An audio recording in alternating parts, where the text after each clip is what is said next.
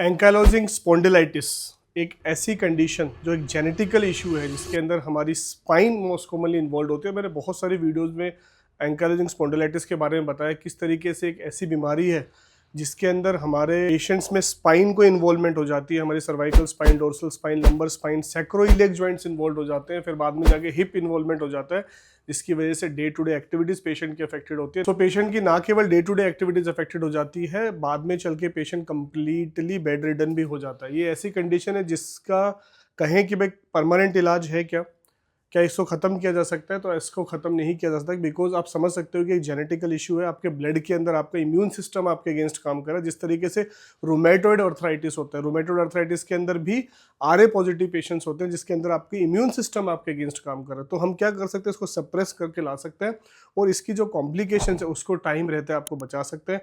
Yes, on medication patient complete तरीके से ठीक रह सकता है लाइफ लॉन्ग, ये ज़रूर है।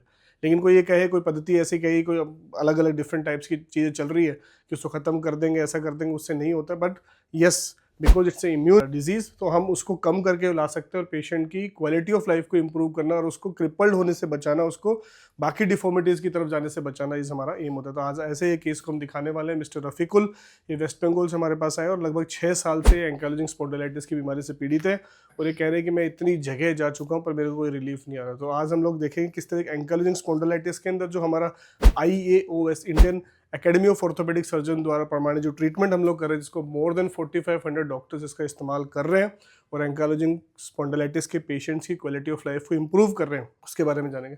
Hello friends, I am doctor Sunil Saini, trauma neuro surgeon, expert in limb length, deformity correction, pain management. तो पहले इनसे जानते हैं। रफीकुल जी, बैठ जाइए। कहाँ से आप? कोलकाता से, वेस्ट बंगाल। और अभी क्या क्या प्रॉब्लम हो रही है, कब से प्रॉब्लम हो रही है आपको? और 6 साल से। 6 साल से। क्या समस्या क्या रहती है आपको? और बैक पेन, पीछे का से इधर ऊपर से पेन होता है, पूरा स्टिफ हो जाता पूरा है, स्टिफ कमर होता अकड़ है, हो जाती है, आकड़ा आकड़ होता है। काम करने में दिक्कत आती है और झुकने में दिक्कत आती है। तो रेस्ट के बाद ज़्यादा तकलीफ आती है? जब रेस्ट करते हो, सुबह रेस्ट उठते के हो बाद ज़्यादा तकलीफ होता है। ज़्यादा होती है। और क्या एक्टिविटीज़ में दिक्कत है? और झुकने के लिए, लैट्रिन करने के लिए अभी तक क्या क्या ट्रीटमेंट ले लिया आपने?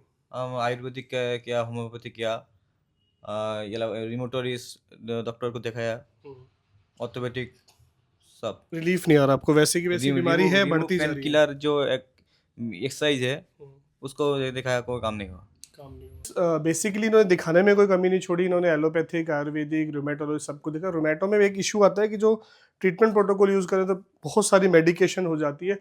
The beauty of IOS treatment is that we use very very very very minimum medication. PBZ 100 हम लोग इस्तेमाल करते हैं और हमारा एम होता है, जो मैंने इनको बताया, किस तरीके से हम पेशेंट को सिर्फ 1 से वीक की डोज पे ला के लाइफ लॉन्ग मेंटेन करके रखते हैं।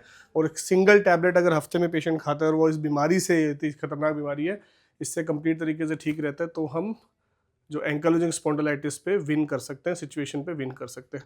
सो हम लोगों का जो ट्रीटमेंट प्रोटोकॉल है, जिसमें अभी हमने इनको, because he was having very stiffness, पूरी की पूरी बैक स्टिफनेस था, सैक्रोइलिक जॉइंट में सैक्रोलाइटिस आ रखा है, इन्फ्लेमेशन है।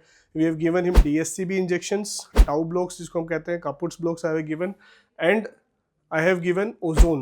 Now we are going for ozone auto hemotheraपy. लेट जाइए।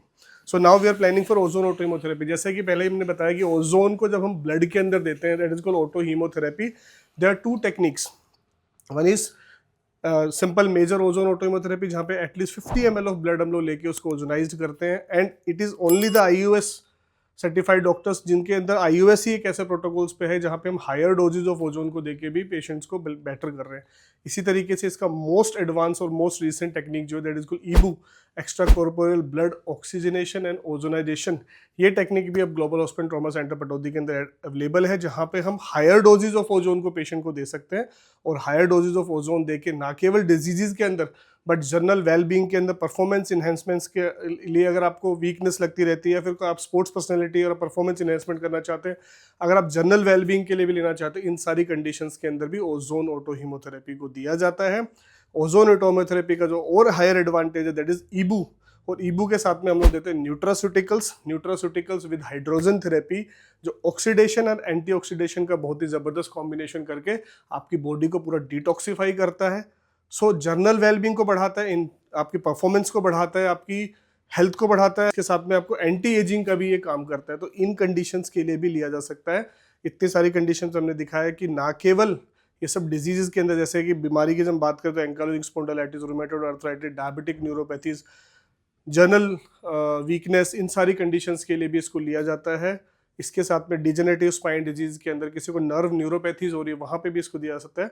लेकिन इसके साथ में जनरल वेलबींग के लिए भी बहुत ज़्यादा इस्तेमाल वेलनेस के पॉइंट ऑफ व्यू से भी किया जाता है, जहाँ पे आप young, healthy, fit and fine रह सकते हैं। सो इस वीडियो में बने रहिए। नेक्स्ट वीडियो हम लोग दिखाने वाले हैं कि किस तरीके से major ozone auto hemotherapy we are doing for the patient of ankylosing spondylitis so that we can win the situation over ankylosing spondylitis. हमें ankylosing spondylitis को हराना है। ठीक है।